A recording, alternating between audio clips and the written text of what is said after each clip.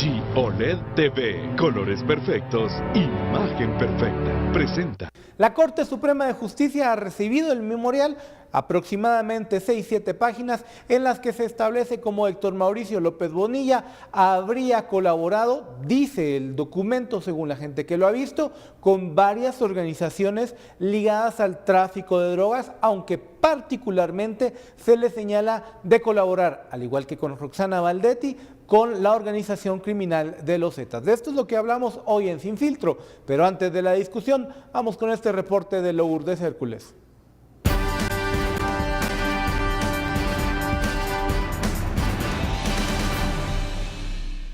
Nombre: Héctor Mauricio López Bonilla.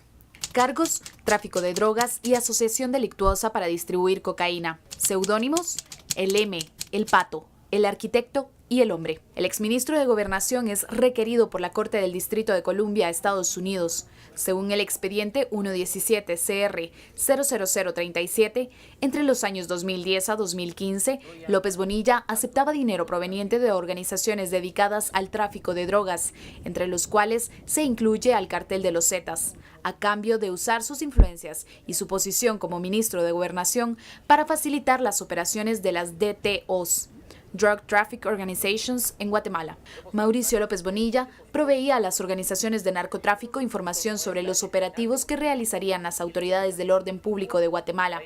Además, ordenaba a los agentes de la Policía Nacional Civil que escoltaran los cargamentos de cocaína que pasaban por Guatemala y reasignaba al personal de la PNC a solicitud de las estructuras dedicadas al tráfico de drogas.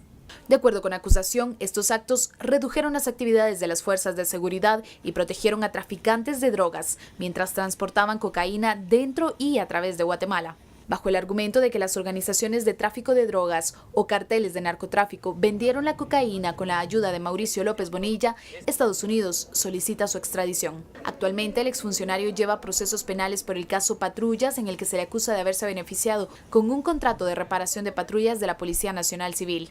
También por el caso Blindados, en el que López Bonilla habría recibido un beneficio económico en un contrato de compra de autos blindados. Finalmente, por el caso Cooptación del Estado, específicamente por haber otorgado millonarios regalos a los exmandatarios con dinero de dudosa procedencia. LG OLED TV, colores perfectos, imagen perfecta, presentó. Muchas gracias por acompañarnos en Sin Filtro. El hashtag es SFNarcoministro. Hablamos hoy con Daniel Girín y con Estuardo Zapeta. Muy buenas noches a los dos. Sobre esta acusación ya más materializada, con muchos más pelos y señales de cómo Héctor Mauricio López Bonilla habría beneficiado. Se habla primero de los Zetas, pero el documento habla de varias organizaciones ligadas al tráfico de drogas que movían cocaína desde Guatemala hacia los Estados Unidos. Yo no sé si esto sorprenda, pero por lo menos sí indigna tener como mayores elementos de cómo operaba el narco bajo la gestión del Partido Patriota y bajo la gestión de Mauricio López Bonilla como ministro de Gobernación, el encargado de la seguridad pública. Daniel, ¿cuáles son tus primeras impresiones?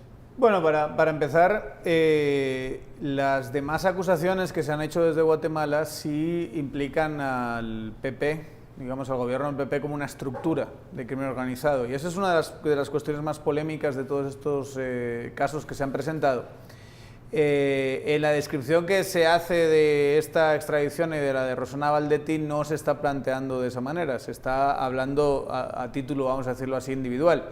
¿Qué quiere decir esto? Que en última instancia no sabemos hasta qué punto esto era el gobierno del PP, que como una estructura del crimen se dedicaba a lidiar con asuntos de narcos, o si era Roxana Valdetti en el contexto muy concreto del que hablamos aquí en este mismo programa hace unas semanas, y López Bonilla, con el poder que tenía, con la capacidad de recopilar información, con las redes que movía, que era capaz de operar de esa manera con varios grupos e incluso competir, que es otra cosa que yo creo que tenemos que hablar con otros. Yo no sé hasta qué punto esto estaba extendido y no están implicando a la estructura la estructura del Ministerio de Gobernación, y eso es muy importante. O sea, aquí no estamos viendo que está cayendo toda digamos, un grupo de gente. No cayó el ministro, más viceministros, más director de policía. Exacto. No hemos visto eso, por lo menos. O por lo menos no se están planteando así los casos. Entonces, a mí me genera cierta duda de hasta qué punto el narco tenía una relación relativamente laxa con, por lo menos el caso de los Zetas que se está apuntando en esta acusación, supuestamente, con Mauricio López Bonilla, y hasta qué punto estaba extendido esto que hemos puesto en el hashtag hoy de narcoministro. Estuardo Zapeta.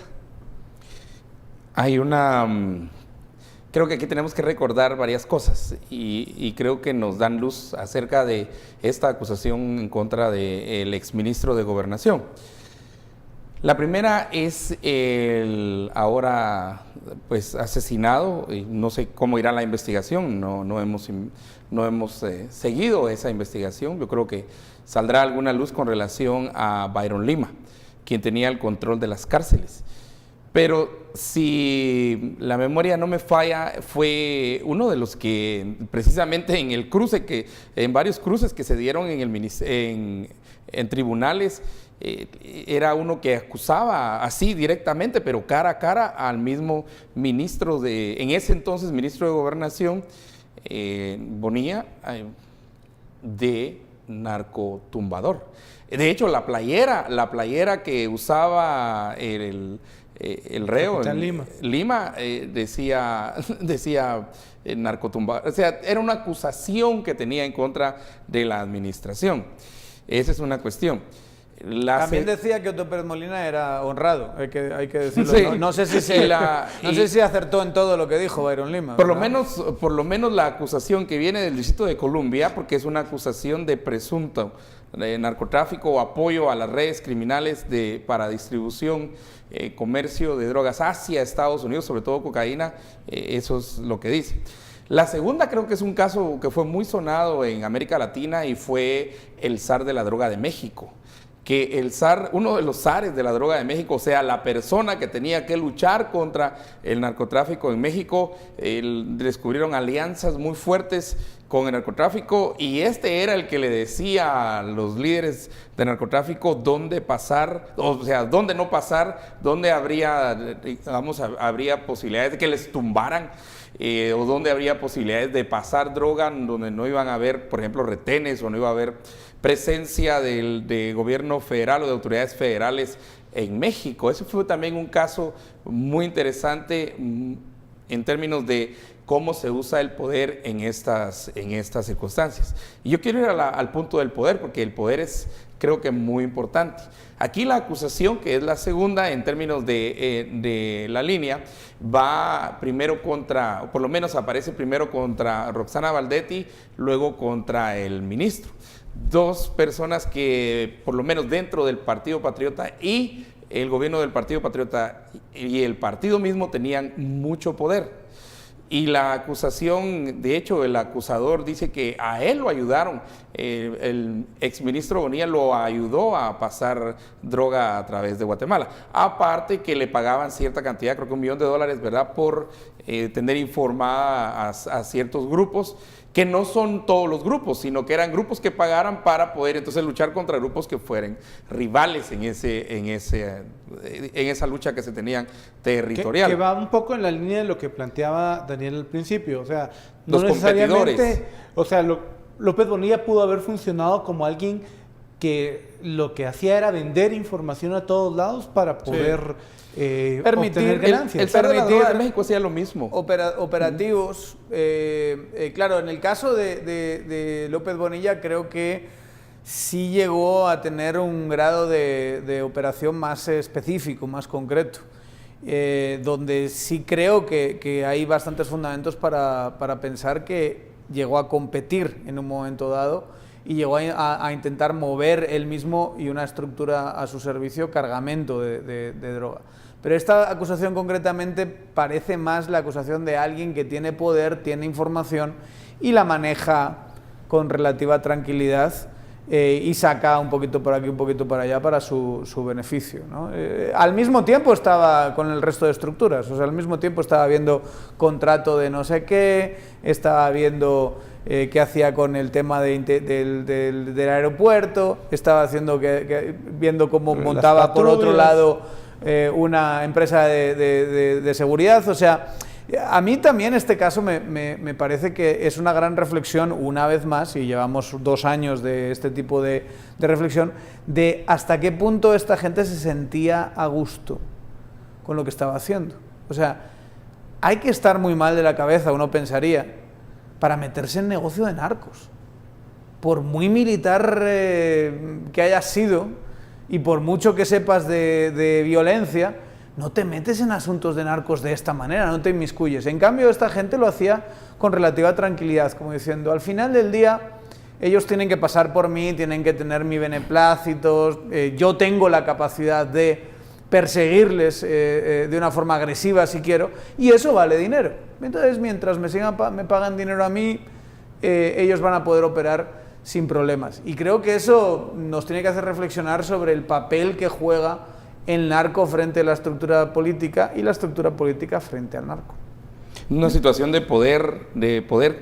De hecho, hay un fiscal que está preso, que en el famoso audio de este fiscal, él precisamente cuenta la historia de un tumbe, en el cual el ministro Bonilla, él lo menciona así, con todo nombre y todo, ¿verdad? Que se dio un tumbe. Están, pues según la grabación, están echándose los tragos con otro preso, ¿verdad? Y el otro, pues lo empieza a entrevistar, y ya entonces él empieza a contar cómo fue. Había también caballos ahí, había motocicletas, o sea, es un recuento de un tumbe, ¿verdad? De un tumbe de dólares, y al final el mismo exfiscal está preso precisamente por este caso, por este y por otros casos, ¿verdad? Entonces, cuando uno empieza a escuchar de este lado, del otro lado, ver ejemplos de un lado y del otro, en realidad el gran tema es el poder. Es el poder que a veces quien llega al poder siente que no va a ser perseguido o cree que tiene el poder absoluto, y entonces tiende a corromperse absolutamente, y eso hace que pueda decidir sobre esto. Pero yo creo que hay un punto que es muy importante. Como decíamos al principio, decía Daniel y Otto, aquí por lo menos estructura identificada no tenemos. Tenemos individuos, tenemos individualizado digamos, las cuestiones de la pura extradición, pero estructura identificada en realidad no tenemos. Por lo menos no viene de la acusación de Estados Unidos. No viene ahí. Ahora, hay un punto que yo creo que sí es importante traer otra vez a la memoria, y es que el mismo exministro López Bonilla dijo que él no iba a hablar. Él dijo que no iba a hablar y que no iba a hablar, y no habla, y no habla, y no habla. Yo no sé si no hablar se mantendrá dentro de eso, porque él lo dijo cuando estas acusaciones no existían. No sé si estas acusaciones ahora cambiará él de parecer y empiece a hablar, ¿verdad? Eso sería una pregunta muy interesante. ¿Hablar para qué, digamos? Se le hicieron varias preguntas en los primeros días de las acusaciones de la línea, de la cooperacha, de todas las acusaciones que por los otros juicios. Lo que pasa es que simplemente él dijo que no iba a hablar en ningún caso. Es difícil conectar este caso con el caso de la línea, cooperacha y demás, en el sentido en que por mucho que empiece a rajar y empiece a decir toda la información que sabe y aportar nuevas pruebas, involucrar nuevos actores en los casos que tiene aquí a nivel nacional, no le va a ayudar en nada en el caso que se está planteando en Estados Unidos. No es como que le vayan a ofrecer un régimen especial por hacer eso.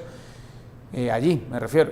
Entonces, su incentivo yo no creo que se vaya a modificar por este caso concreto.